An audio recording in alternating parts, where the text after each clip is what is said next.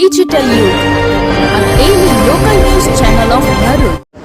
ભરૂચ જિલ્લા કોંગ્રેસ અને આમ આદમી પાર્ટીમાં મોટું ભંગાર સર્જાયું છે. 97 જેટલા કાર્યકરોએ ભાજપમાં પ્રવેશ કર્યો છે.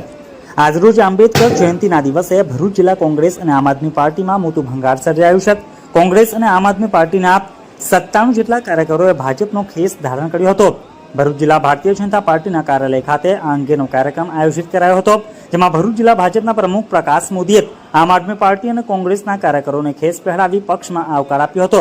ભરૂચ જિલ્લા યુથ કોંગ્રેસના ઉપપ્રમુખ ધીરેન કટાડિયા સહિતના આગેવાનોએ કેસરીઓ ધારણ કર્યો છે. ઉલ્લેખનીય છે કે થોડા દિવસ અગાઉ હિન્દુ સંગઠનો સાથે સંકળાયેલ સેજલ દેસાઈએ 50થી વધુ કાર્યકરો સાથે ભાજપમાં પ્રવેશ કર્યો હતો. આમ આદમી પાર્ટીના 80 તો કોંગ્રેસના 17 જેટલા કાર્યકરો ભાજપમાં જોડાયા છે.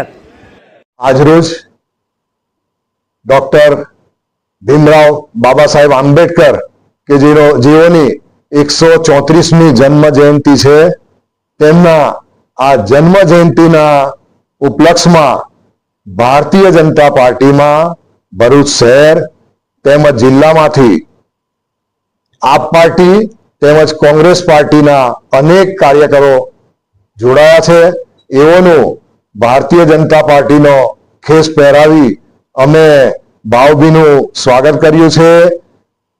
ભારતીય જનતા પાર્ટી સાથે આજે ભરૂચના સેજલભાઈ દેસાઈના નેતૃત્વમાં કુલ આપના 80 લોકો જોડાયા છે, જ્યારે પ્રયાગરાજથી કે જેઓ ભારતીય જનતા પાર્ટી આપણે જંબુસર વિધાનસભાના એરિયાના પ્રભારી છે, એઓના નેતૃત્વમાં કોંગ્રેસના 17 લોકો જોડાયા છે.